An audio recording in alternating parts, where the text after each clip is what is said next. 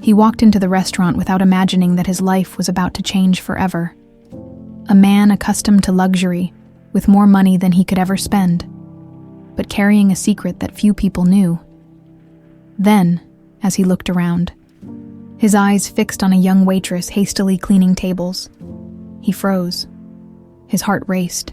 She had the same birthmark he had hidden since childhood. And when she approached and looked directly at him, her words made time stand still. "Are you my father?" And what happened next would change both their lives forever. Thomas Callahan straightened his Italian silk tie before checking his Patek Philippe watch. Still 20 minutes before his investors would arrive, perfect timing for a scotch to calm his nerves. The stakes were high tonight. The Riverside Heights project would cement his legacy as Chicago's most influential real estate developer. "Your usual, Mr. Callahan." The bartender at the Golden Crown already had the Macallan 25 in hand. "Make it a double, Kyle." Thomas drummed his manicured fingers on the mahogany bar. At 55, Thomas embodied success. Tailored suit, salt and pepper hair artfully styled, commanding presence that turned heads when he entered a room. The Golden Crown, with its crystal chandeliers and gold-rimmed plates, was the perfect setting for Chicago's elite, his territory. Taking his drink, he settled into his reserved corner booth. The restaurant hummed with quiet conversation and the occasional clink of fine china from his vantage point. Thomas could observe without being observed, a skill that had served him well in business and life. His gaze drifted across the dining room, absently noting the usual crowd of business executives and old money. Then he saw her, a young waitress, maybe early 20s, moved between tables with a quiet grace that seemed out of place among the other staff. Something about her posture, the careful way she placed each dish, caught his attention. Dark hair fell in waves past her shoulders, and when she turned slightly, Thomas noticed her features: high cheekbones, eyes slightly tilted at the corners. His heart skipped a beat. Those features, they reminded him of someone he'd spent decades trying to forget. Thomas took a large swallow of scotch, feeling it burn down his throat. Impossible. He was imagining things. The girl approached a nearby table, and as she reached to pour water, her sleeve rode up slightly. That's when Thomas saw it. A birthmark on her inner wrist, shaped like a half moon, the same mark he kept hidden beneath his watch. His glass froze halfway to his lips. Cold sweat broke out across his forehead. 24 years of carefully constructed distance collapsed in an instant. "Mr. Callahan, are you feeling well?" Kyle had appeared with a water pitcher. "I'm fine," Thomas managed, but his voice sounded strange to his own ears. "Who's that waitress? The one with the long dark hair?" "Emma, she's new. Started about a month ago. College student, I think." Emma. The name hit him like a physical blow. Rachel had always said, if they had a daughter, she'd name her Emma. Thomas couldn't take his eyes off her. 23 years old. It would be the right age. The resemblance to Rachel was unmistakable now that he looked more closely. And that birthmark. "Would you like me to send her over for another drink?" Kyle asked. "No," Thomas said too quickly, then composed himself. "No, that's all right." But fate had other plans. As Emma turned from her table, her eyes swept across the room and met his. A flash of recognition crossed her face, not of him personally, but of something else. Her eyes dropped to his wrist, where his watch had shifted, revealing the edge of his own half-moon mark. Thomas quickly adjusted his watch, but it was too late. Emma stood frozen, staring at him with widening eyes. Then, with deliberate steps, she walked directly to his table. "Can I help you with something?" Thomas asked, his voice steady despite the pounding in his chest. "Your wrist," she said quietly. "That mark, I have the same one." Thomas felt the room spin slightly. A coincidence. Many people have similar birthmarks. "My mother told me it was rare, that it runs in families." Emma's voice trembled slightly, but her gaze remained fixed on him. "She said my father had the same mark." "I don't know what you're talking about," Thomas said, reaching for his drink, noticing with dismay how his hand shook. "My mother was Rachel Parker." The name, spoken aloud after so many years, made Thomas flinch visibly. The glass slipped from his fingers, spilling amber liquid across the white tablecloth. You knew her, Emma said. It wasn't a question. Thomas looked around frantically, but the restaurant's dim lighting and private booths kept their conversation contained. His investors would arrive any minute. This couldn't be happening. Not now. My mother died 3 months ago, Emma continued. Breast cancer. Before she died, she told me my father was a successful businessman in Chicago.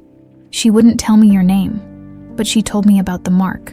Her voice dropped to a whisper. Are you my father? The question hung in the air between them. Thomas felt as if he were standing on the edge of a cliff, his carefully constructed life crumbling beneath his feet. No, he finally said. The lie burning his throat worse than the scotch had. But I might know who is. Emma's eyes narrowed. What do you mean? Thomas's mind raced. He needed time, space to think. My father had indiscretions. I recently discovered I have a half-brother, Nathan Callahan. The name came from nowhere. A phantom brother conjured in desperation.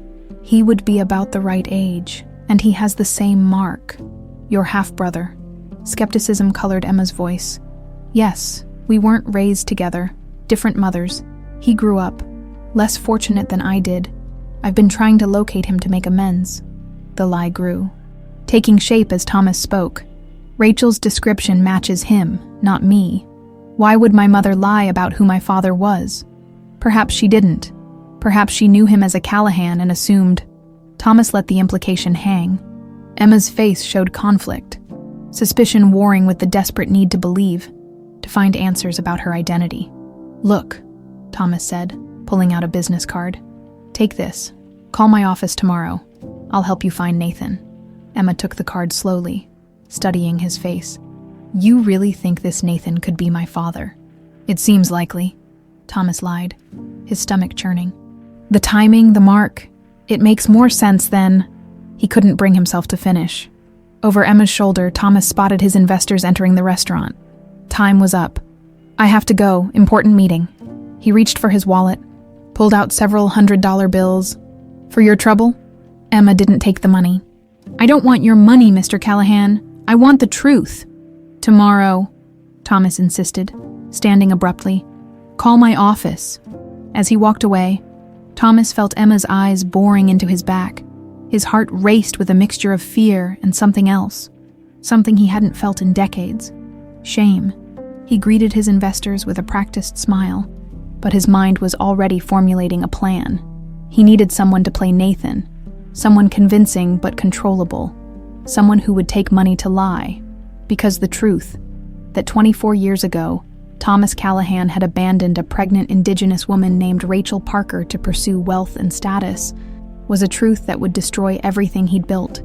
As the dinner progressed, Thomas couldn't help glancing toward Emma, who had returned to her duties, the half-moon birthmark on her wrist occasionally catching the light as she worked, a mark that connected them by blood.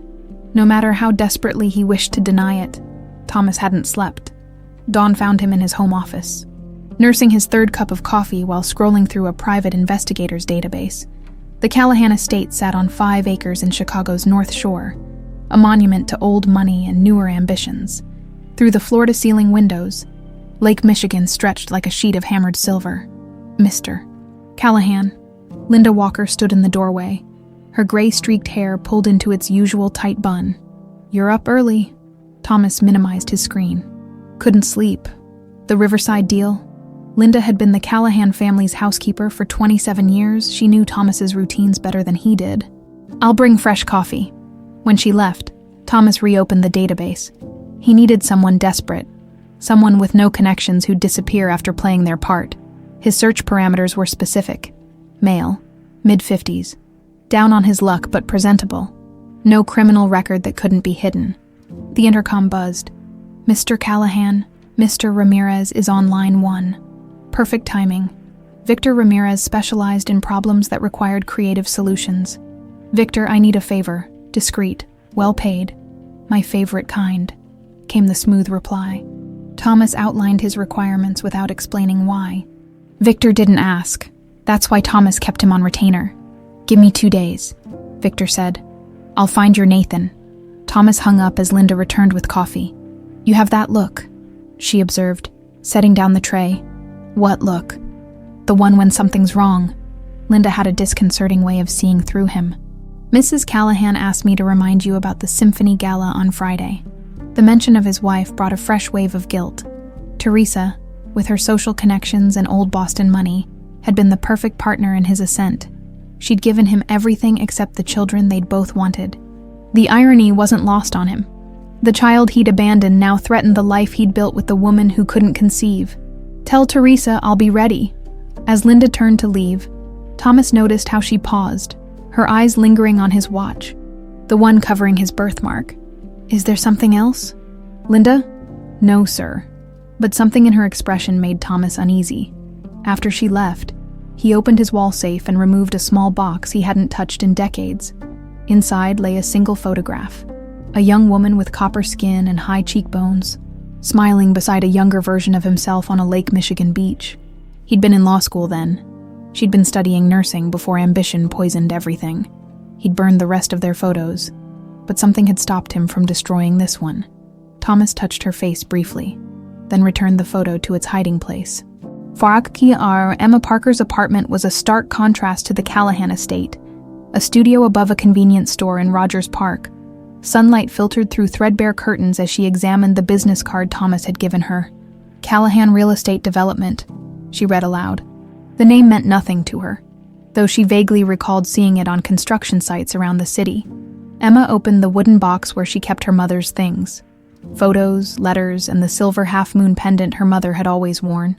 Beneath it all lay an envelope Emma had discovered after her mother's death. Marked for Emma, "When I'm gone."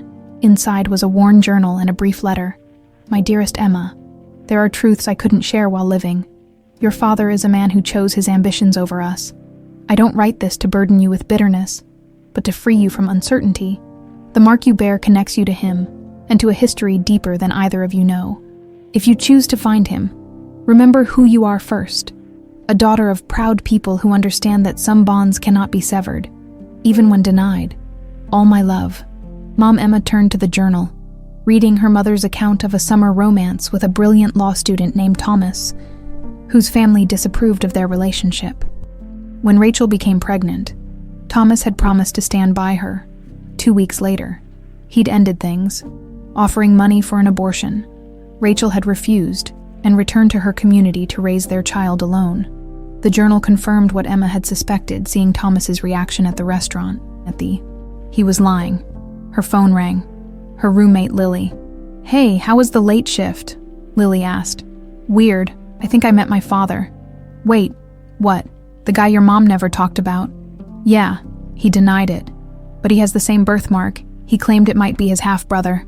"That sounds like a brush-off." "I know," Emma sighed. "He gave me his card, said to call today." "Are you going to?" Emma hesitated. "I have to know, Lily, even if the truth sucks." After hanging up, Emma dialed the number on the card, her heart pounding. "Callahan Real Estate. How may I direct your call?" "Thomas Callahan, please, it's Emma Parker." A pause. "One moment." The line clicked, and Thomas's voice came through, carefully controlled. "Emma, I was hoping you'd call. I have good news." Linda Walker moved silently through the Callahan house, dusting surfaces that didn't need dusting. 27 years in this house. Watching, waiting, gathering information on the family that had stolen her tribe's land. Her real name wasn't Linda Walker. That identity had been created the day she'd applied for the housekeeper position. Determined to find evidence of the Callahans' crimes, her sister Alice had died believing justice would never come. Now Linda wondered if fate had finally shifted in their favor. She'd recognized Emma instantly at the restaurant. The girl was the image of her mother Rachel, who had been a friend of their tribe. Rachel had left suddenly years ago, pregnant and heartbroken. The pieces were finally connecting.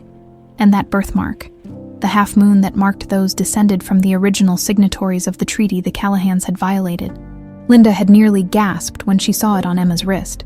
Linda had heard enough of Thomas's phone conversation to know he was orchestrating some kind of deception. She moved to the study door, listening. "Yes, I've found him. Nathan's eager to meet you," Thomas was saying. "He's been ill, recovering at a private facility upstate. I can arrange a meeting this weekend." Linda retreated as Thomas ended the call. She needed to warn the girl somehow, but first, she needed to find the diary. her grandmother's account of the Callahan betrayal, rumored to be hidden somewhere in this house, accessible only to those with the half-moon mark. With Emma's appearance, Linda felt the weight of decades of patience might finally be rewarded. In a rundown motel on the outskirts of Chicago, Victor Ramirez sat across from Walter Simmons, a former theater actor whose career and health had collapsed simultaneously 5 years ago. "It's simple," Victor explained. "You play Nathan Callahan, long-lost brother of a wealthy businessman, meet the girl, confirm you're her father, then develop health complications that require you to travel abroad for treatment. Mr. Callahan will cover all expenses plus $50,000 when you're done." Walter studied the script Victor had provided, a fictional life story of Nathan Callahan, complete with details that would match whatever Rachel Parker might have told her daughter. "And what's the catch?" Walter coughed, his thin frame shaking. "No catch, just convincing performance and absolute discretion." Walter smiled sadly. "A final role before the curtain falls. How poetic." Victor didn't mention the stage 4 cancer Walter was hiding. Thomas Callahan had been specific. He wanted someone who wouldn't be around long enough to complicate matters. "So we have a deal." Victor slid a contract and an envelope of cash across the table. Walter took the pen. "When do I meet my daughter?" Linda waited until the house fell silent that night. Teresa had taken a sleeping pill, her usual routine, and Thomas was working late at the office. With practiced stealth, Linda moved through the darkened mansion toward the master bedroom. She slipped inside and headed straight for Thomas's closet, at the back, behind custom suits arranged by color. Was his private safe.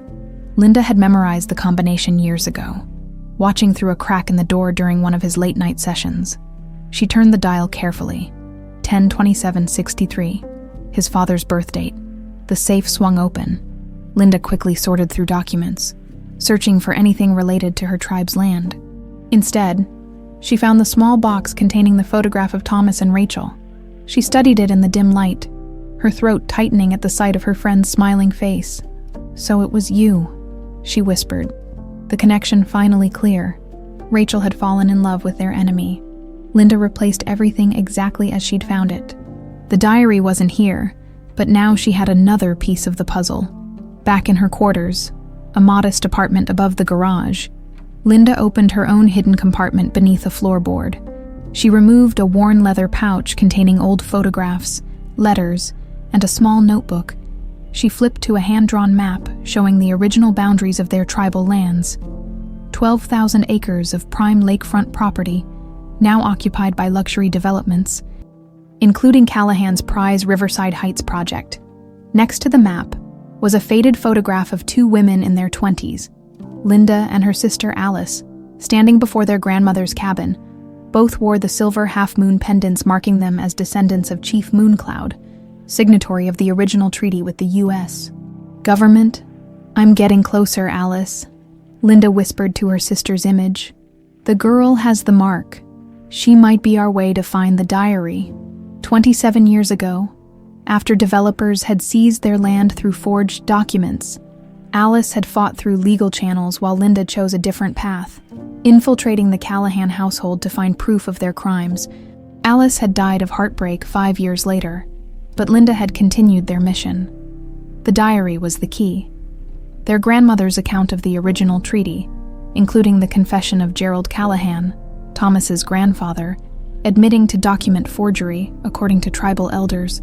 Gerald's wife had hidden the diary somewhere in the Callahan home, accessible only to those bearing the half-moon birthmark, a mark that ran through both families before the betrayal.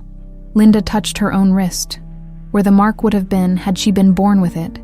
In their tribe, the mark appeared only in certain bloodlines, those descended from the treaty signatories. She hadn't inherited it, but Rachel had, and now, so had Emma.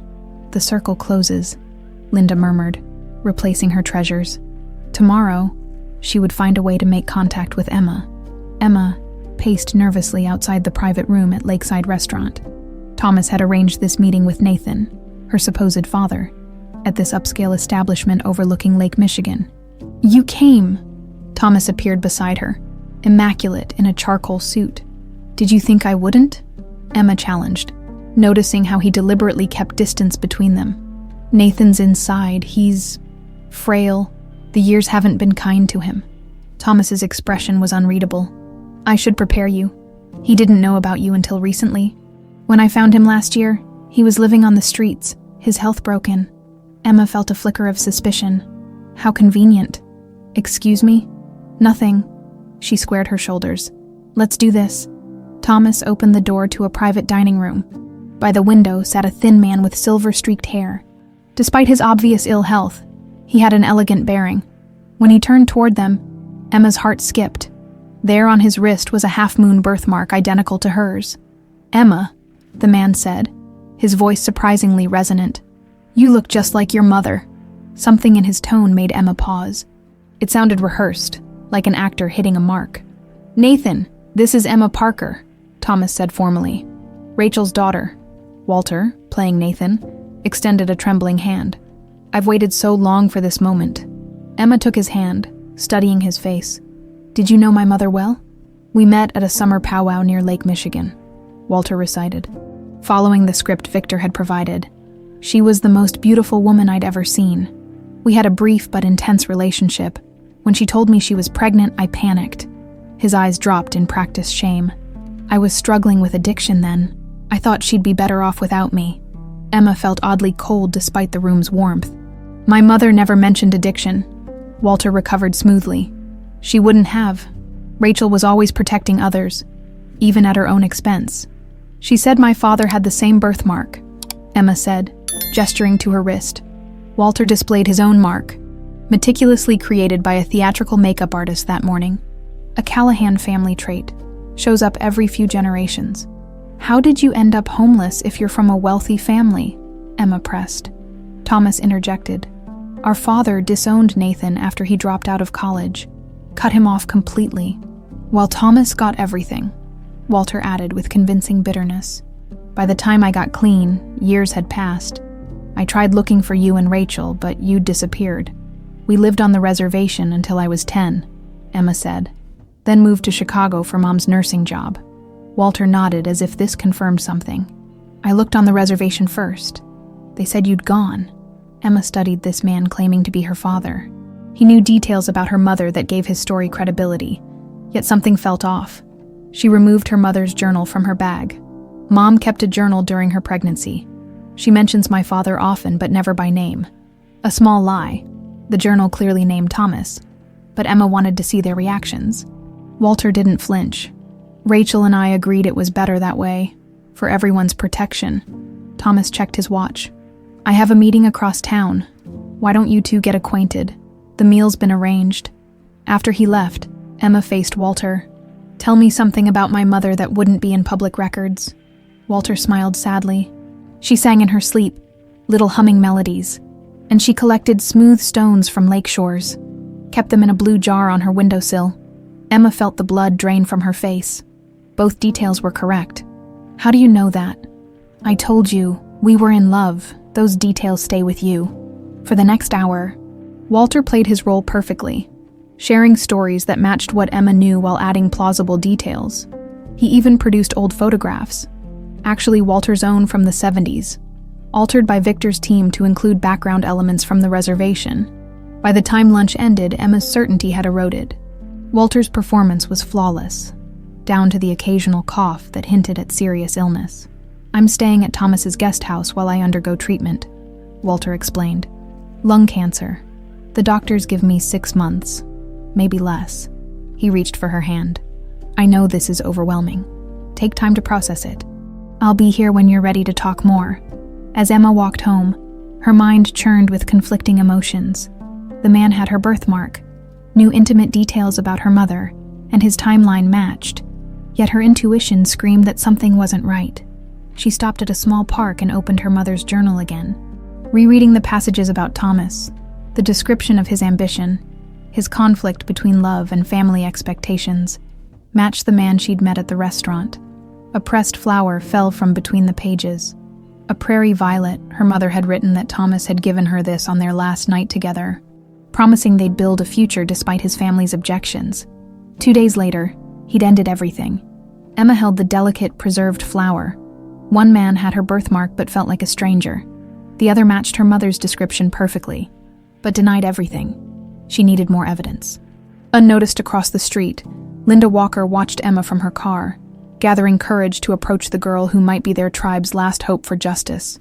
Walter sat in the guest house bathroom, coughing until his ribs ached.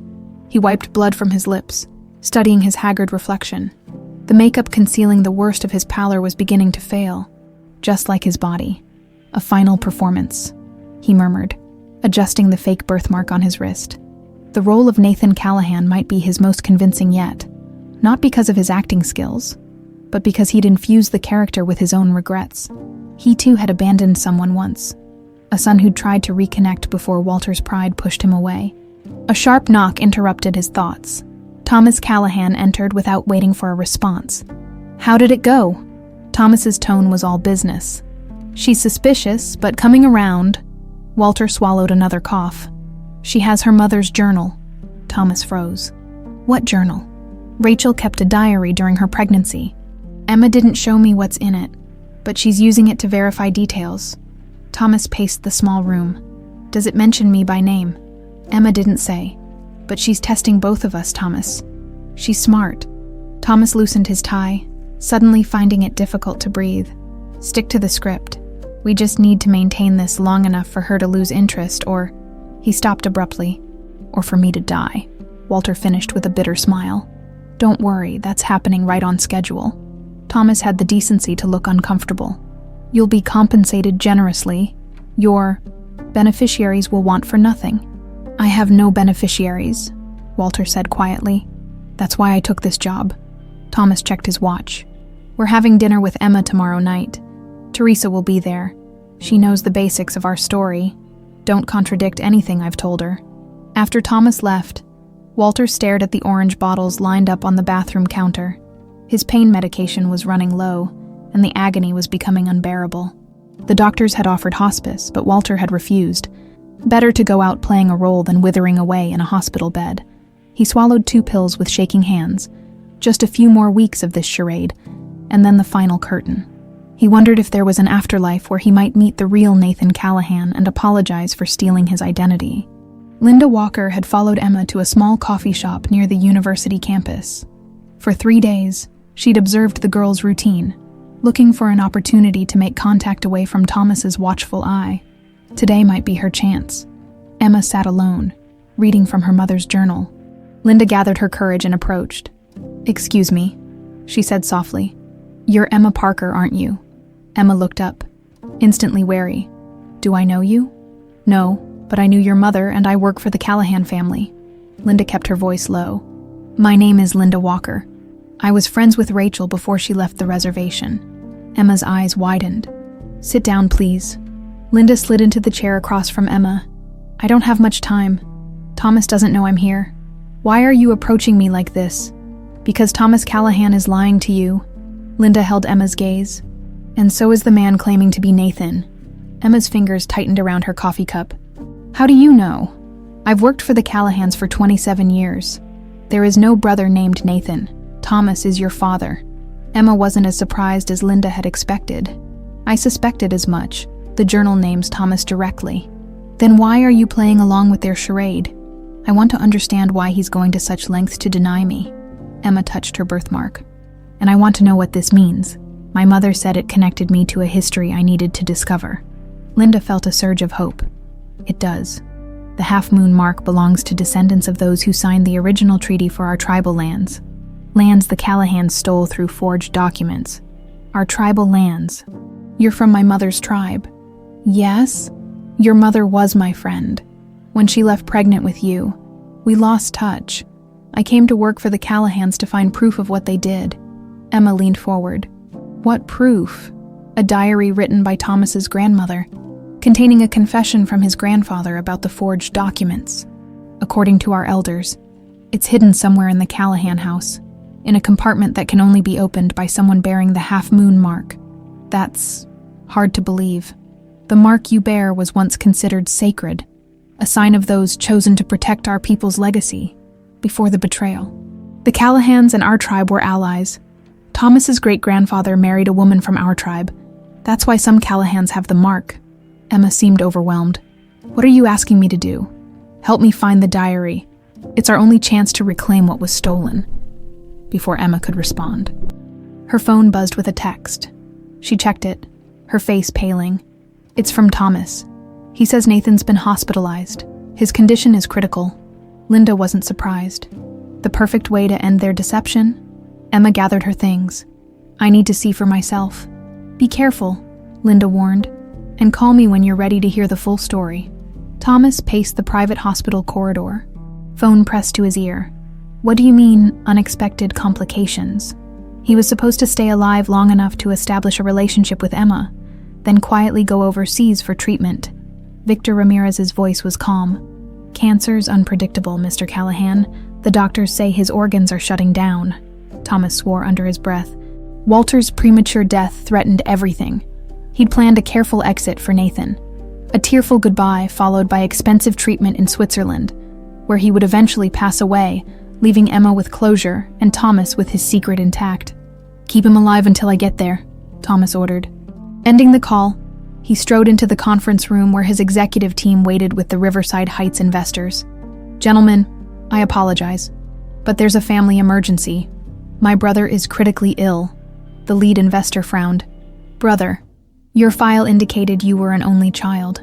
Half-brother, Thomas corrected smoothly. Recently discovered, if you'll excuse me, we'll need to reschedule. As the room cleared, Thomas's chief financial officer lingered. Thomas, the zoning commission is asking questions about the Riverside property's original ownership, something about historical tribal claims. Thomas froze. What claims? Some local tribe is suggesting the land was improperly acquired decades ago. Probably nothing, but the timing is problematic with the groundbreaking next month. Handle it, Thomas snapped. Pay whoever needs paying. As the CFO left, Thomas felt a crushing pressure in his chest. First Emma, then Walter's decline, now questions about the land. It was too much coincidence. He loosened his tie. Struggling to breathe, the pressure intensified, radiating down his left arm. He reached for his phone but missed, knocking it to the floor as he collapsed into a chair. Mr. Callahan. His assistant appeared in the doorway, eyes widening in alarm. Oh my God. Thomas wanted to respond, but no words came. The room tilted sideways as he slid from the chair. The last thing he heard was his assistant shouting for help as darkness closed in. Emma arrived at the hospital to find chaos. Emergency personnel rushed toward the executive wing while security guards blocked access. What's happening? She asked a nurse hurrying past. Some big-shot developer collapsed. Heart attack, they're saying. Emma felt a chill. Thomas Callahan. The nurse nodded before rushing away. Emma stood frozen in the lobby, her world shifting again. The man claiming to be her father lay dying in one room, while her actual father, if Linda and the journal were to be believed, fought for his life in another.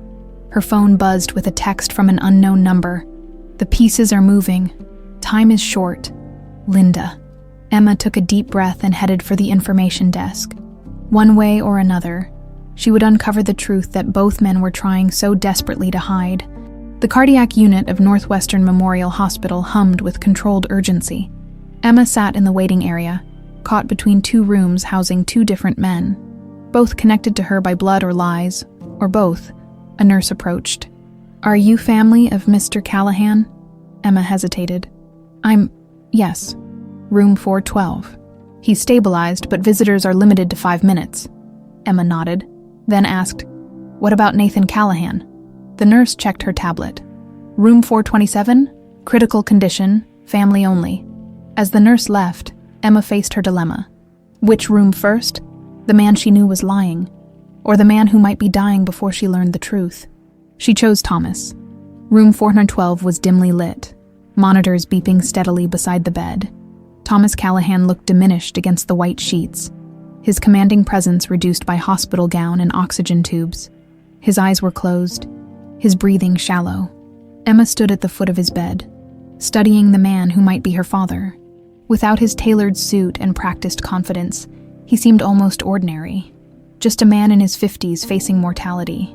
His eyes fluttered open, focusing slowly on her. Emma. His voice was a rasp. The nurse said I had 5 minutes, she said, moving closer. I thought I'd split my time between you and Nathan. A flicker of something. Guilt. Fear crossed Thomas's face. Nathan, how is he? Critical, they said, just like you. Emma held up her mother's journal. I've been reading this. Thomas's heart monitor spiked, the beeping accelerating. Mom named you Thomas, not Nathan. Detailed your relationship, your promises, the moment you left her. Emma kept her voice steady despite the emotion churning inside her. The journal says you gave her a prairie violet the night before you ended things, said it represented hope for your future together. Thomas turned his face away, but Emma continued. The next day, you told her your family would never accept her, offered her money to take care of the problem, her words. Not mine. I was young, Thomas whispered. Scared. So was she, 21, pregnant, abandoned. Emma moved to the side of the bed where he couldn't avoid her gaze. Why the elaborate lie about Nathan? Why hire an actor? Thomas's eyes widened. You knew. Not immediately, but the more I talked to him, the more his performance felt rehearsed. Emma leaned closer. Tell me the truth, Thomas. Am I your daughter? The monitors beeped faster. A nurse glanced through the window, concerned. Lower your voice, Thomas pleaded. My heart. Your heart, Emma repeated. Is that what's failing? Or is it your courage? Thomas closed his eyes, defeat etching itself across his features. When he opened them again, they glistened with unshed tears. Yes, he whispered. You're my daughter. The simple admission, after so much deception, struck Emma like a physical blow. She sank into the chair beside his bed. Why deny me? I'm an adult. I wasn't coming to demand anything from you. It's complicated. Uncomplicated. I deserve that much. Thomas adjusted himself painfully in the bed. My family, the Callahan name, it's all built on appearance, the right schools, the right connections. When I met your mother, I was still finding my way. She was everything real in a world of pretense. But not good enough for the Callahans, Emma said flatly. My father made that clear, said he'd cut me off if I didn't end it. I had student loans, no way to support myself, let alone a family. Thomas's voice strengthened with defensiveness. I made a choice, and spent 24 years hiding from the consequences. Emma stood up. Did you ever think about us? Wonder if I was born, if we were okay. At first, constantly, Thomas admitted. I hired someone to check on you discreetly, learned you were healthy, that Rachel had support from her community, and that eased your conscience enough to forget us completely. I never forgot. Thomas's hand moved to his watch, adjusting it to cover his birthmark. Every time I see this mark, I remember what I threw away. Emma studied him, searching for any resemblance to herself in his features. And now what? You've admitted the truth? What happens next? Please, Thomas whispered. No one can know. Not yet, my wife. My investors! A nurse appeared in the doorway. Time's up, mister. Callahan needs rest. Emma gathered her things. I'll check on Nathan, or whatever his real name is. Then we'll finish this conversation. As she turned to leave, Thomas called out weakly. Emma, wait. She paused at the door. The man in 427. His name is Walter Simmons. He's dying of lung cancer. The deception was my idea, not his. He just needed the money. Emma nodded once, then left without looking back. In room 427, Walter Simmons lay unconscious, the fake birthmark on his wrist now gone, washed away during medical procedures. The monitors showed declining vital signs. Emma stood beside his bed, feeling an unexpected sadness. This stranger had been willing to be the father Thomas refused to be, even if only as a performance. I'm sorry you got pulled into this mess, she told his unconscious form. I hope the money was worth it. As she turned to leave, Walter's eyes opened slightly. Not for money, he whispered, his voice barely audible. For atonement. Emma moved closer. What do you mean? I abandoned my own son too late to fix, but through you, he coughed weakly. I could play the father I should have been. Emma felt tears prick her eyes. Rest now, save your strength. Walter's hand twitched toward hers. Thomas, is afraid, not just of scandal, something else, about the land. What about the land? But Walter's eyes had closed again, his breathing becoming more labored. A nurse entered, checking his vitals with concern. You need to leave, miss. He's declining rapidly. In the hallway, Emma leaned against the wall, processing the two conversations. Land. Walter had mentioned land, and Linda had talked about stolen tribal lands. Emma. She turned to find an elegant woman in her 50s approaching, designer handbag clutched tightly. "I'm Teresa Callahan, Thomas's wife. They told me you were here." Teresa's perfectly composed appearance couldn't hide her distress. "How is he?" "Stable," they said. "I just spoke with him." Teresa studied Emma with undisguised curiosity. "And you are?" Emma hesitated, honoring Thomas's plea despite her anger. "A friend of the family. I work at the Golden Crown where Thomas dines." "I see." Teresa clearly didn't believe her, but was too well-bred to press. "And you're visiting Nathan as well?"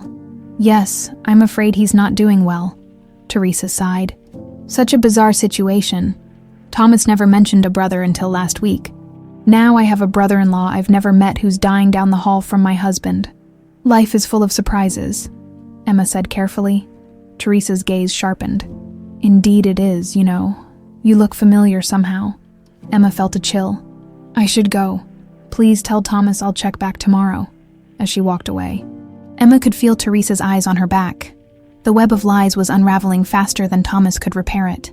Outside the hospital, Emma called Linda. "They both confirmed it," she said. When Linda answered, "Thomas is my father, and the man called Nathan is an actor named Walter." "And the diary?" Linda asked urgently. Neither mentioned it, but Walter said something about Thomas being afraid of something connected to land. Emma lowered her voice. "Tell me everything you know about the stolen tribal lands and this diary we need to find." "Not on the phone," Linda replied. "Meet me tomorrow. There's something else you should know. Thomas's wife is starting to ask questions. If she discovers the truth before we find the diary, Thomas will make everything disappear." After hanging up, Emma stared back at the hospital. Inside lay two men, one who had given her life then rejected her, another who had pretended to be her father as an act of proxy redemption. Both were dying in their own ways. And somewhere in the middle stood Emma, bearing a mark on her wrist that connected her to a history larger than her own pain, a history she was only beginning to understand. The cafe where Linda had arranged to meet was tucked away in a neighborhood that straddled the border between gentrification and forgotten Chicago.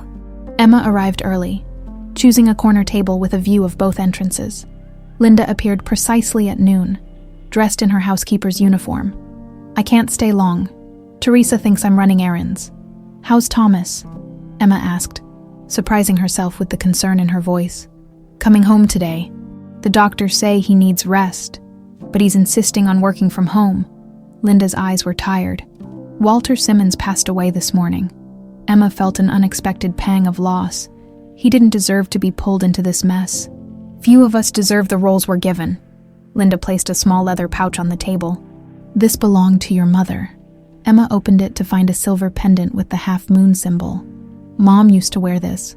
She gave it to me for my 16th birthday, but I lost it during a swim meet. This is her original one. She left it with me before leaving the reservation." Linda's voice softened. "She said if anything happened to her, I should make sure you received it along with our history. You said you'd tell me everything." Linda nodded, glancing around to ensure no one was listening. "The land where Callahan's Riverside Heights is being built was once part of our reservation, the most valuable section with access to fresh water and fertile soil. In 1957, Gerald Callahan, Thomas's grandfather, produced documents showing our tribal leaders had sold that land decades earlier. But they hadn't. No, the documents were forgeries. Our tribal leaders challenged them in court, but Gerald Callahan had powerful connections. The judge ruled in his favor. And our people were forcibly relocated. That's horrible. But what does it have to do with a diary? Gerald's wife, Margaret, discovered the truth. She was born with the half-moon mark, from a branch of our tribe that had married into white society generations earlier, when she learned what her husband had done. She documented everything in her personal diary, including his confession. And this diary is somewhere in the Callahan house." Linda nodded. "According to our elders, Margaret created a hidden compartment that could only be opened by someone with the half-moon birthmark, a safeguard to ensure the truth would eventually come to light through the right hands. That seems far-fetched. Our people believe the mark carries certain connections, abilities that science doesn't recognize." Linda smiled at Emma's skepticism. Whether you believe in that or not, the diary exists. I've spent decades searching the house. I've found clues suggesting it's in Thomas's study. But I've never discovered the compartment. Emma fingered the pendant. And you think I can find it because of this birthmark? I think you're meant to find it. Your mother believed that too. If this diary is real, and if it contains what you say, it could ruin Thomas. Yes, the statute of limitations on the original fraud has expired.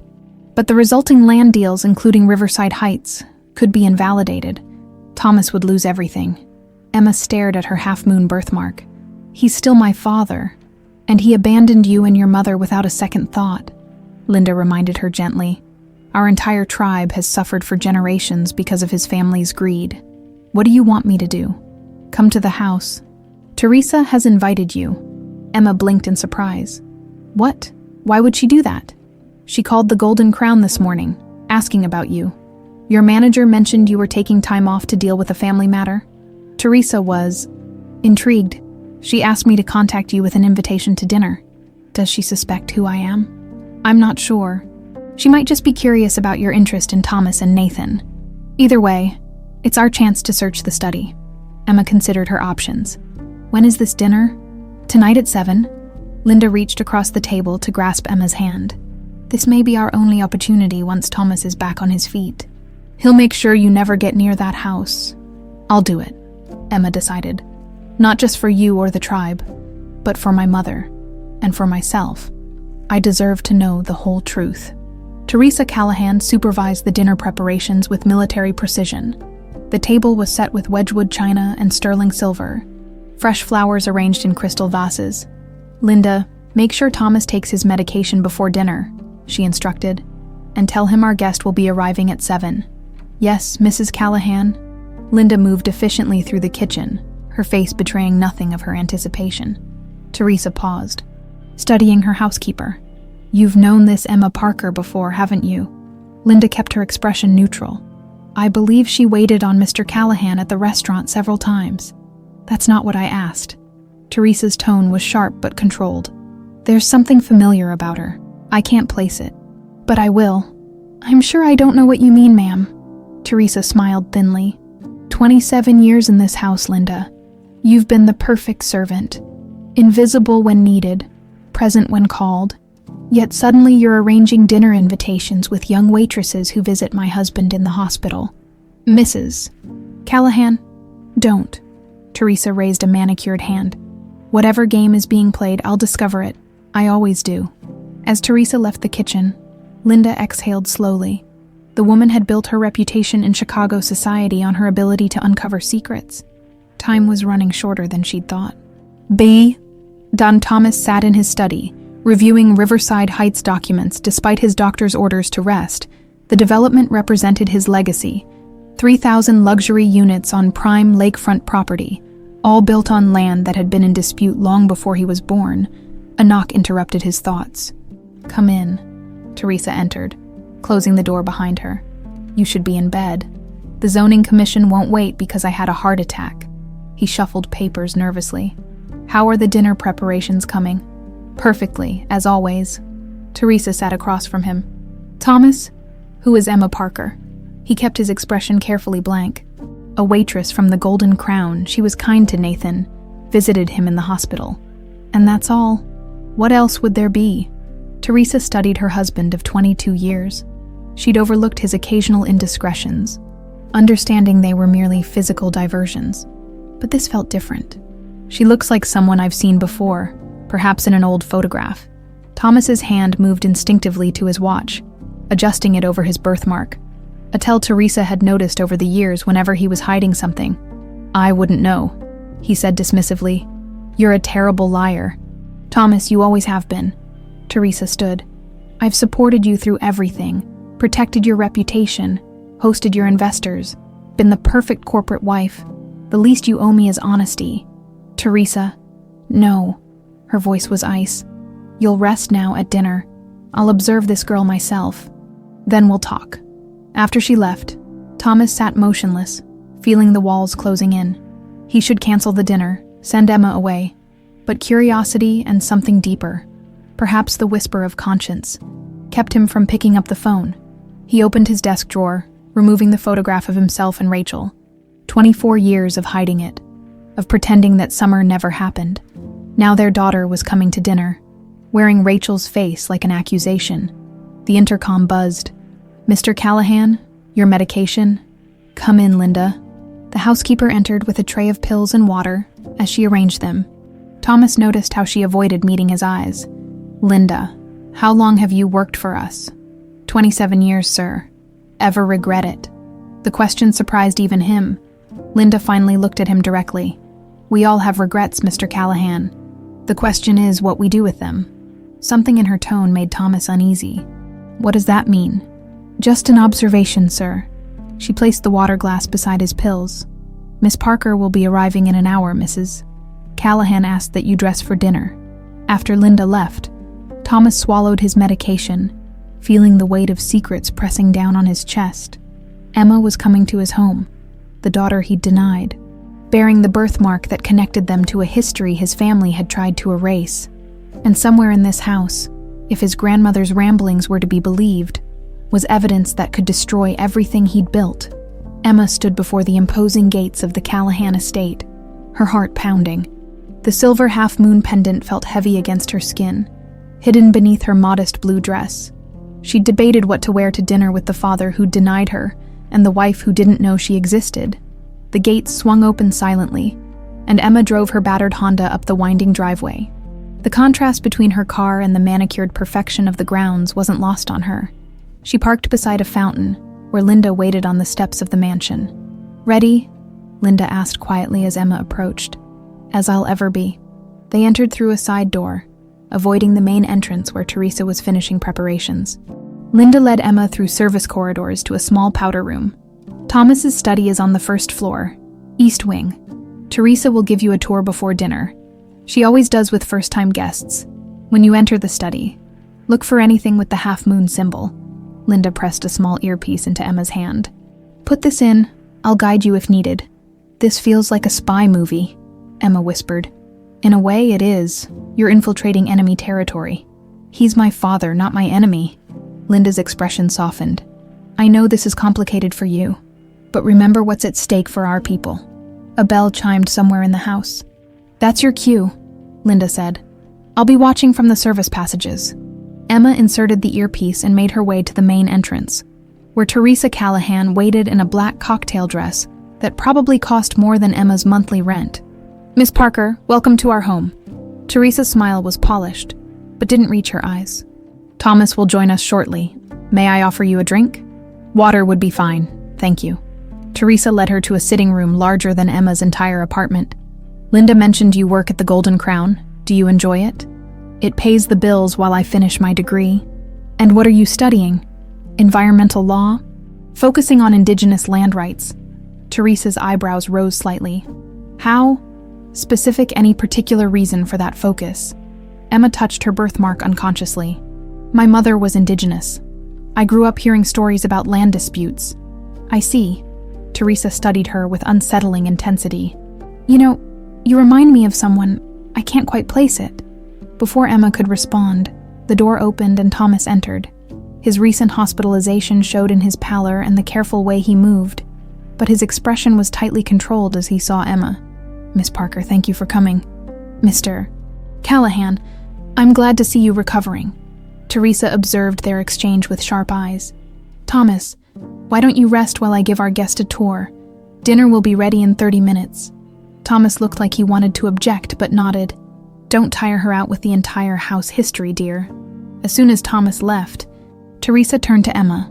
"Shall we begin in the West Wing?" The house was built in 1912 by Thomas's great-grandfather.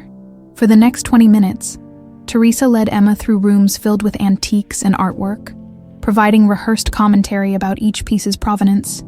Emma listened politely while scanning for anything with the half-moon symbol.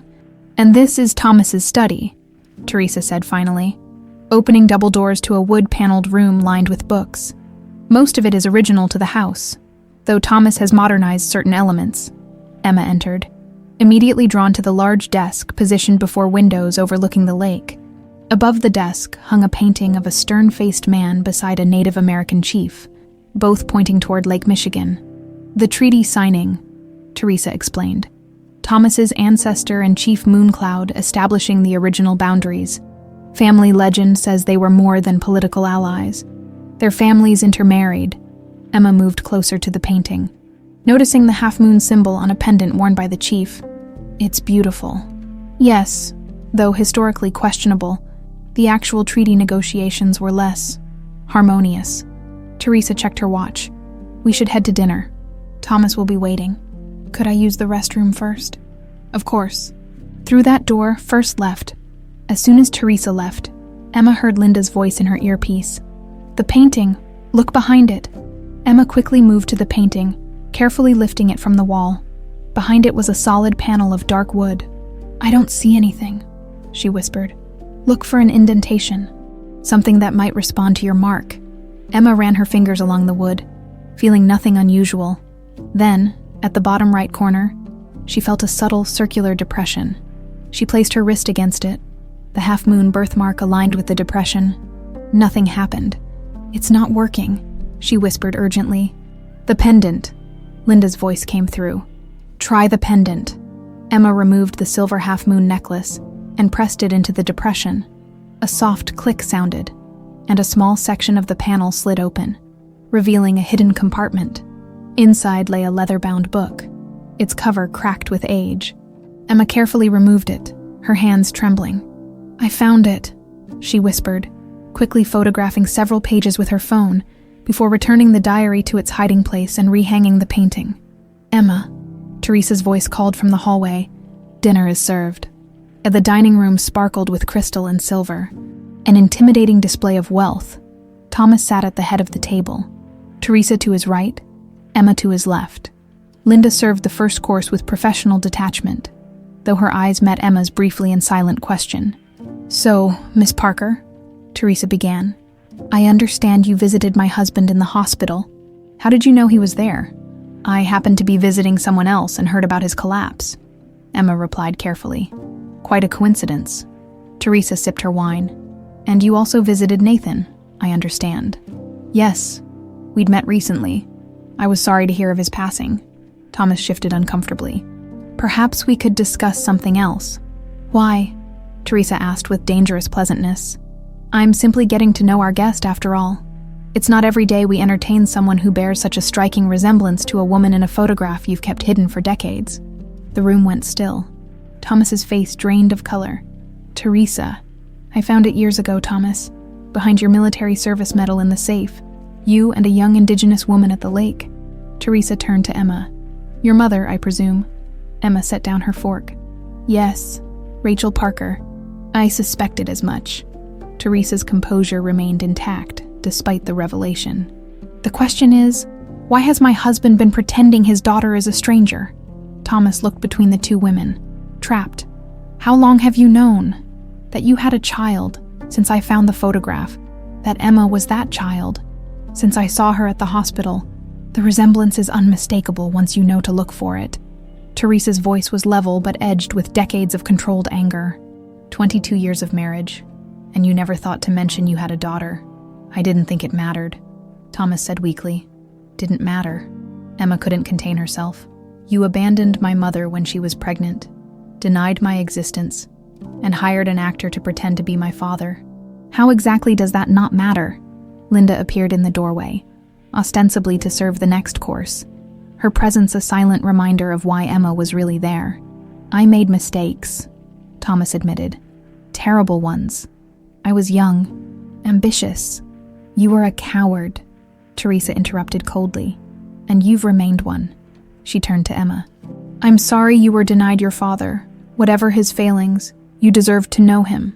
Emma was struck by Teresa's unexpected sympathy. "Thank you." "Now," Teresa continued, "since we're clearing the air, perhaps you could explain why you're really here, wearing a tribal pendant identical to the one in Thomas's grandmother's portrait in the upstairs hall." Emma froze. And why my housekeeper of 27 years has been guiding you through an earpiece to search my husband's study." Thomas looked up sharply. "What?" Teresa smiled thinly. The security system in this house records everything, including the study. I watched the live feed on my phone while excusing myself before dinner. She held out her hand. The diary, please. Emma glanced at Linda, who had gone very still in the doorway. I don't know what you're talking about, Emma tried. Teresa sighed. Please don't insult my intelligence. Linda has been searching for something in this house for years today. You found it? I want to know what it is and why it matters enough for this elaborate deception. Thomas stood abruptly. What diary? What are you both talking about?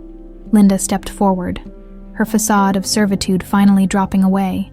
Your grandmother's diary, Thomas. The one containing your grandfather's confession about forging documents to steal our tribal lands. Our tribal lands, Thomas repeated, confusion giving way to dawning comprehension as he looked at Linda. You're not really Linda Walker, are you? My name is Linda Mooncloud. Alice Walker was my sister. Linda's voice carried the weight of decades of patience, and I've waited 27 years for justice. The dining room crackled with tension. Thomas gripped the back of his chair, face ashen. You infiltrated my home, served my family for 27 years as, what, a spy? As someone seeking justice, Linda replied evenly. After your family's lawyers buried our tribal claims in paperwork and legal fees, after my sister died of heartbreak, traditional channels were closed to us. So you violated our privacy, our trust. Thomas's voice rose dangerously, his hand moving to his chest. Thomas, your heart, Teresa cautioned, ever practical even in crisis. Emma stood, looking between the three of them. I think we all need to calm down, Linda. Did you photograph the diary pages? Linda nodded. Yes, and Emma has photos as well. I want to see this supposed diary, Thomas demanded. First, sit down before you collapse, Teresa ordered her husband. He obeyed, his breathing labored. She turned to Emma. You found it in the study just now. Yes, behind the treaty painting.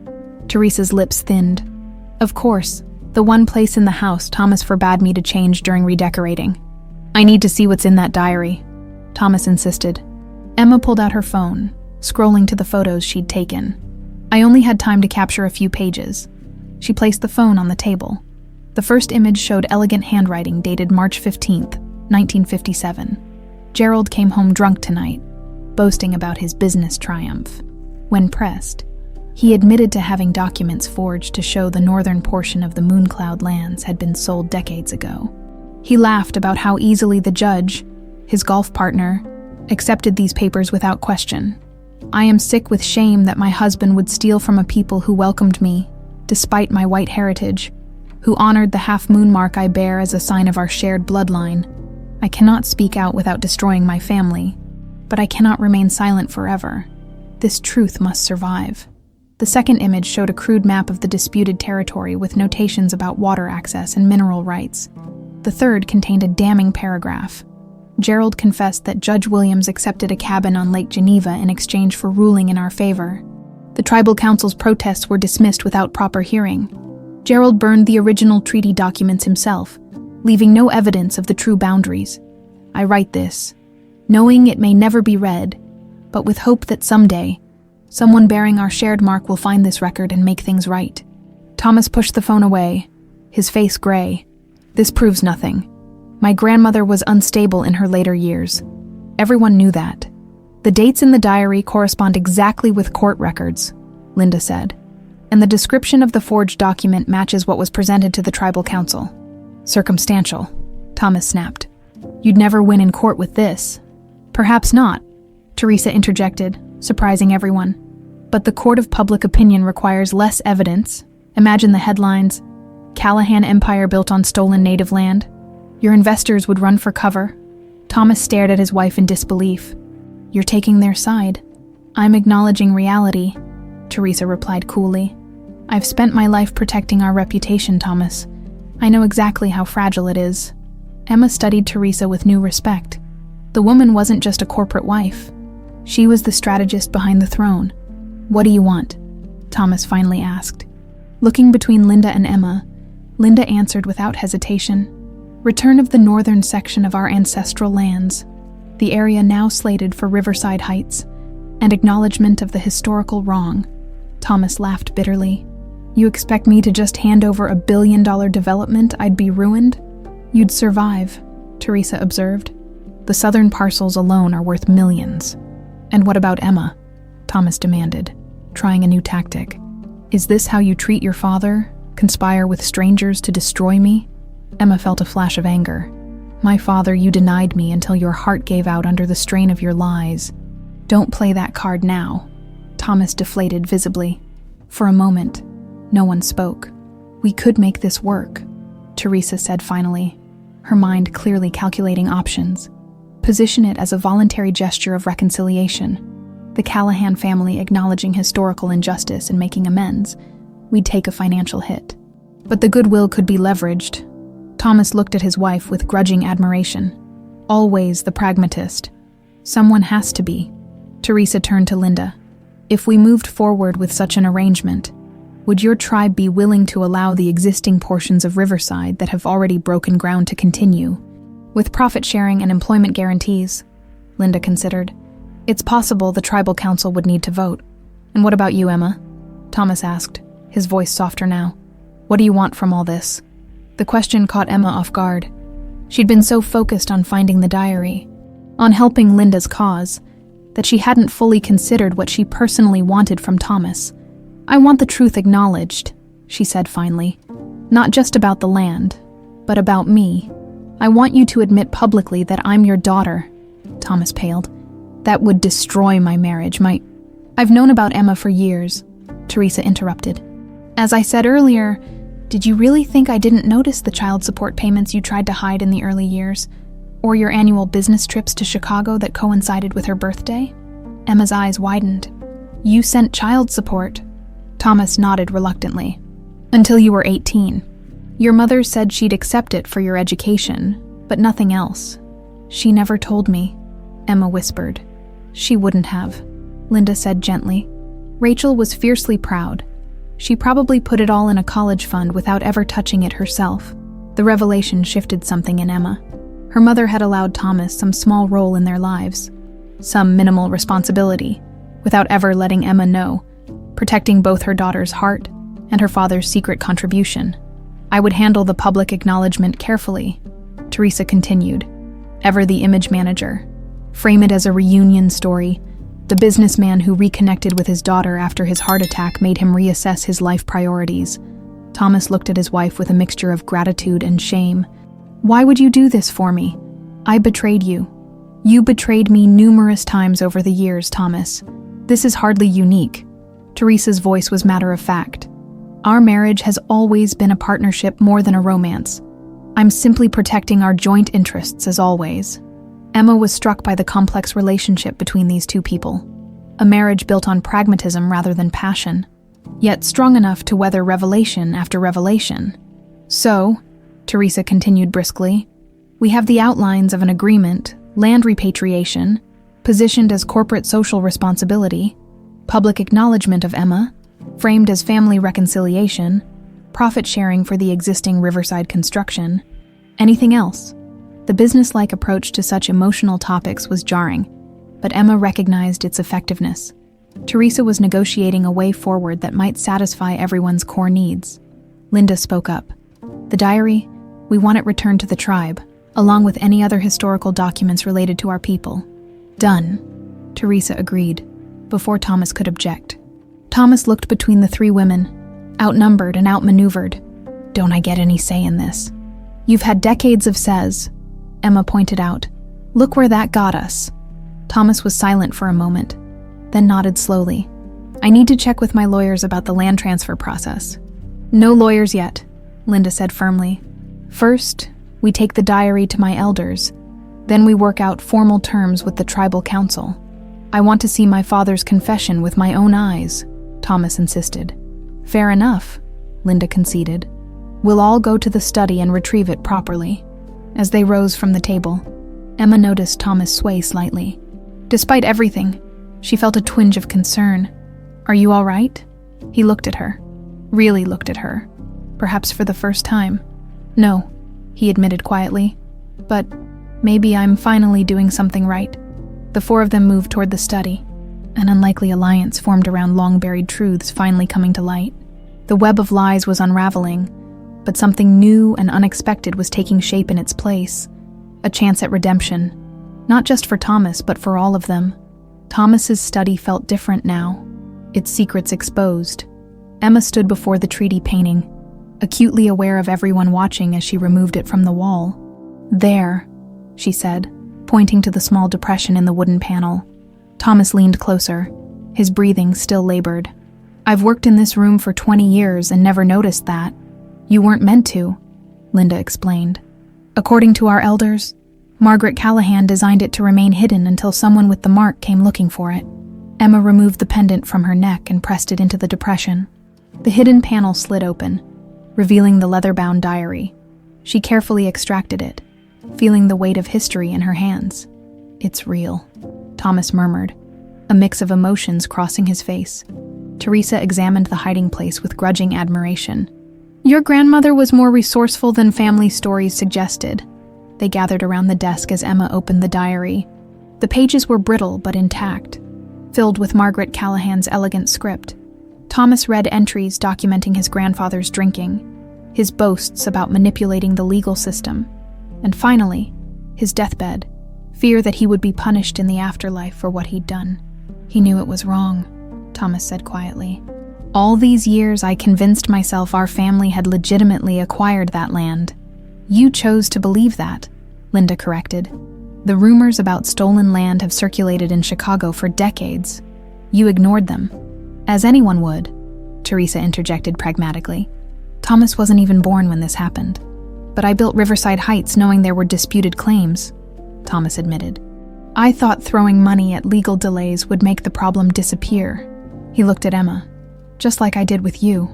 Emma felt a complex surge of emotions. Anger still, but also a strange sense of closure hearing him acknowledge his pattern of avoidance. "The question is what happens now," she said. Thomas took a deep breath. "Teresa's right. We need to get ahead of this. Make it a story of reconciliation rather than exposure." He turned to Linda. "I'll sign the land back to your tribe, publicly. The northern section of Riverside can be redesigned as you see fit."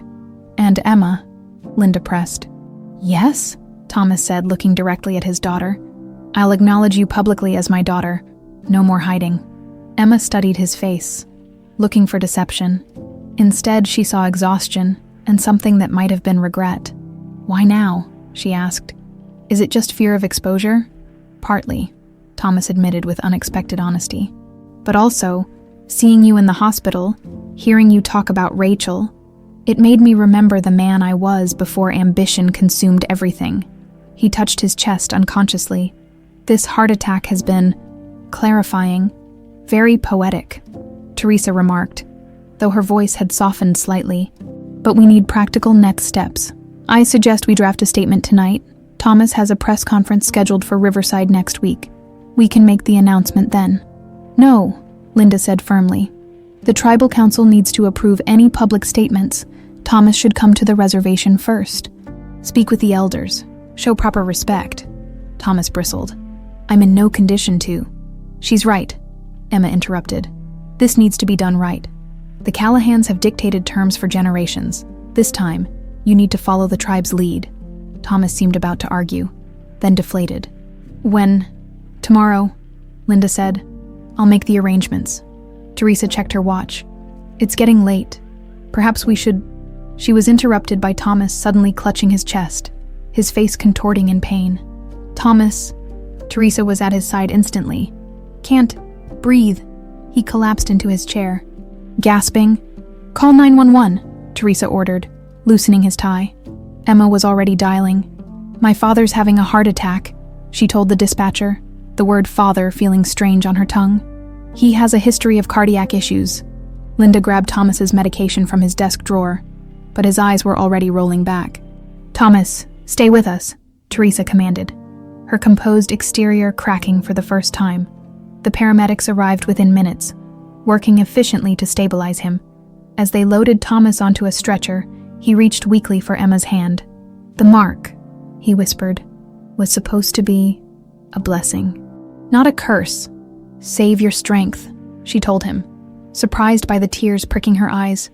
"The papers, for the land. In my safe, Teresa knows. The combination." As the paramedics wheeled him out, Emma was struck by the realization that despite everything, she didn't want him to die.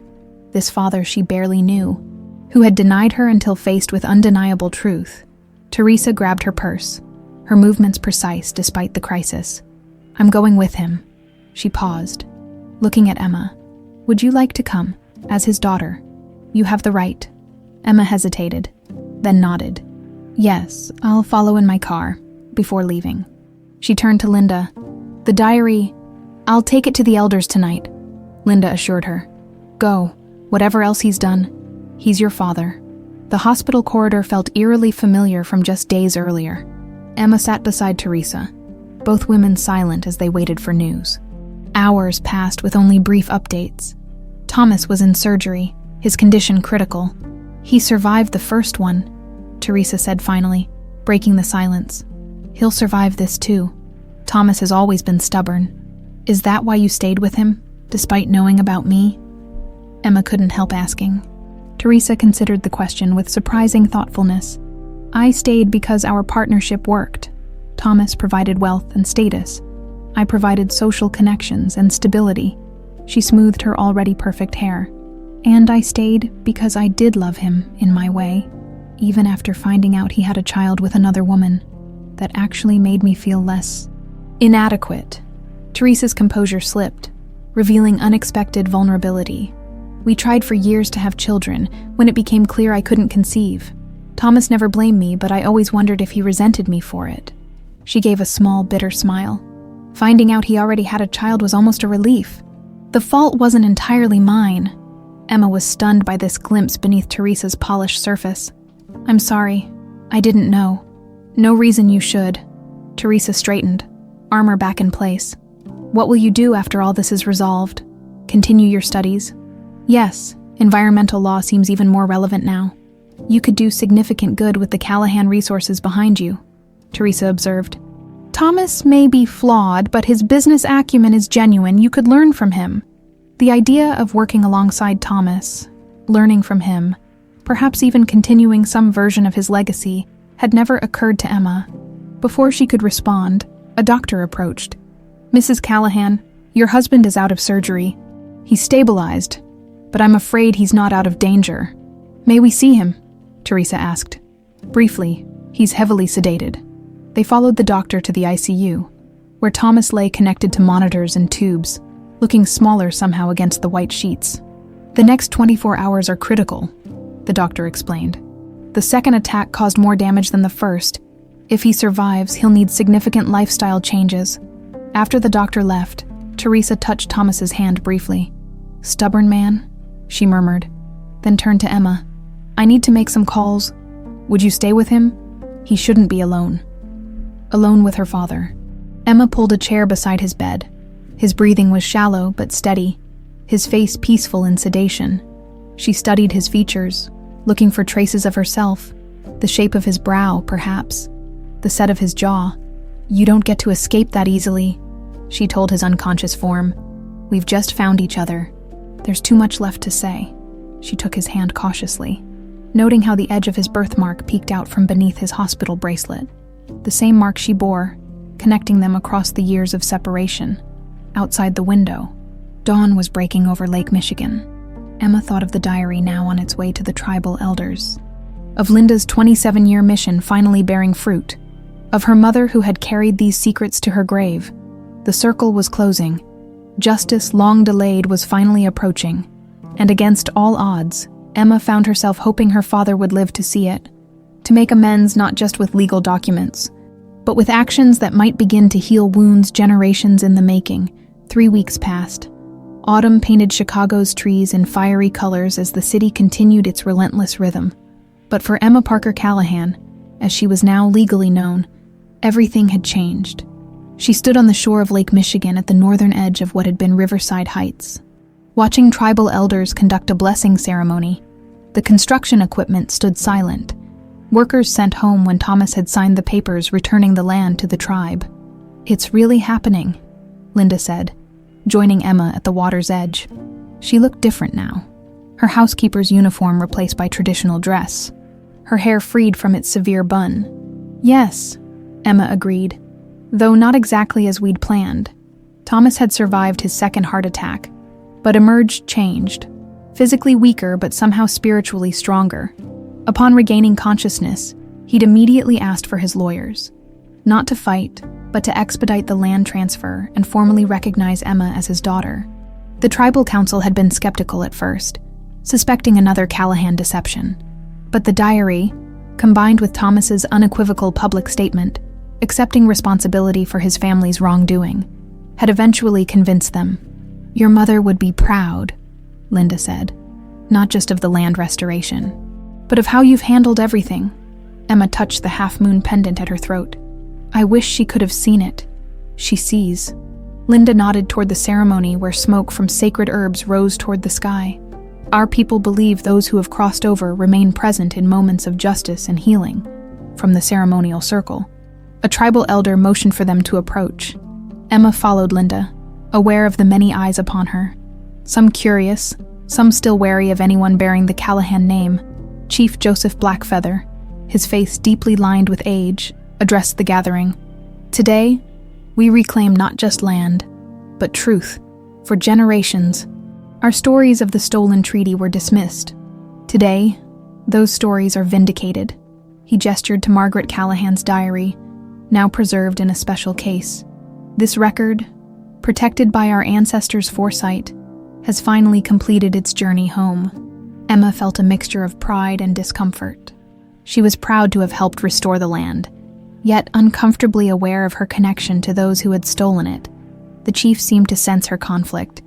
Emma Parker Callahan carries two legacies, one of taking, one of belonging. The half-moon mark she bears reminds us that divisions between peoples are never as absolute as some would claim. He extended his hands toward her. "We welcome the daughter of Rachel Parker back to her mother's people." Emotion tightened Emma's throat as she stepped forward to accept his blessing. These were her mother's people, a part of her heritage she'd never fully explored. After the ceremony, Emma drove to Northwestern Memorial Hospital for her daily visit with Thomas. She found him sitting up, reviewing documents with Teresa. "The ceremony went well?" Teresa asked, gathering the papers as Emma entered. "Yes, the tribal council is already discussing plans for the land. They're talking about a cultural center, housing, and a clinic." Thomas nodded. "Good use of the space." His voice was weaker than before, but his mind remained sharp. "The southern parcels are selling better than expected. Our public commitment to Indigenous reconciliation has actually attracted a different class of investor." Teresa smiled thinly. "Crisis Management 101. Transform a potential disaster into a marketing opportunity." Despite her cynical tone, Teresa had been instrumental in repositioning the Callahan business as a leader in corporate social responsibility. The press had initially been skeptical, but the unequivocal nature of the land return, no strings attached, no tax gimmicks, had eventually won over even the most critical voices. "The doctors say I can go home tomorrow," Thomas informed Emma. "That's wonderful." She set down a small gift bag on his bedside table. "I brought you something." Thomas opened it to find a smooth stone from Lake Michigan's shore, similar to those Rachel had collected years ago. "Your mother's tradition," he said quietly. "Yes. She taught me to find one perfectly smooth stone from each place that mattered in my life. This one's from the tribal land, from the shore where you and Mom first met, according to her journal." Thomas held the stone in his palm, his expression distant. "I remember that day. The tribal powwow was open to the public. I went on a whim with college friends." He smiled faintly. "Rachel was teaching children traditional dances. She was so patient with them. That's what I noticed first. Not her beauty, but her kindness." It was the first time he'd voluntarily shared a memory of Rachel with Emma. She treasured it, filing it away with the precious few stories her mother had told. "What happens now?" she asked. "With your health?" "The company. I'll be stepping back from day-to-day operations," Thomas explained, "creating a new charitable foundation focused on Indigenous education and land rights. It'll need a director." He glanced at her meaningfully. "I still have a year of law school left," Emma reminded him. "Perfect timing. You can finish your degree, then step into the role. The foundation would benefit from someone with legal training. Emma was touched by the offer, but wary of being absorbed into the Callahan world too quickly. "I'll think about it." Teresa sensed her hesitation. "No pressure, Emma. It's just an option to consider." A nurse entered to check Thomas's vitals, and Teresa used the interruption to pull Emma aside. "There's something you should know," she said quietly. "During the title search for the land transfer, our lawyers discovered something unusual. The original treaty Thomas's great-grandfather signed with Chief Mooncloud included provisions about descendants with the half-moon birthmark. If the treaty had been honored, anyone bearing that mark from either family would have had legal rights to portions of the land." "What are you saying?" "I'm saying that under the original agreement, you would have inherited rights to the land regardless of Thomas acknowledging you." Teresa's eyes were shrewd. "Your birthmark wasn't just a mystical connection. It was a legal one that Gerald Callahan tried to erase." Before Emma could process this revelation, they were interrupted by a commotion in the hallway. A man was arguing with hospital security, his voice insistent. "I told you, I'm family, Nathan Callahan. Check your records." Emma and Teresa exchanged alarmed glances. The false Nathan, Walter Simmons, had died weeks ago. They stepped into the hallway to see a man in his 50s with salt and pepper hair, dressed in a weathered jacket. When he turned toward them, Emma gasped. There on his wrist was a half-moon birthmark, not makeup, but the real thing. "You must be Teresa," the man said, then looked at Emma, his eyes widening slightly. "And you have the mark too. Who are you?" Teresa demanded. "Nathan Callahan, Thomas's half-brother." He extended his hand, revealing the birthmark clearly. "I've been away a long time. Heard about Thomas's heart attack on the news." "That's impossible," Teresa began. "Thomas doesn't have half-brother through our father," Nathan interrupted. "Mom was indigenous, from the Mooncloud tribe. Dad paid her to disappear when she got pregnant. Sound familiar?" His gaze returned to Emma. "History has a way of repeating itself in our family." Emma felt her world tilt again. Another Callahan, another secret, another bearer of the mark.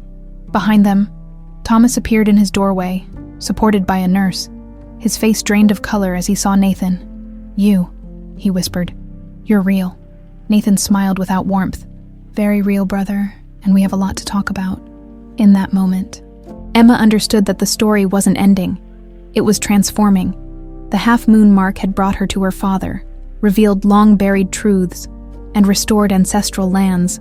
Now it had summoned yet another player in the complex legacy she'd inherited. As she stood between Thomas and this unexpected uncle, Emma touched her pendant. Her mother's voice seemed to whisper from memory. The mark is not just a symbol of what was lost, but a promise of what might be reclaimed. The circle was wider than any of them had imagined, and the promise of justice, of healing, of truth was still unfolding.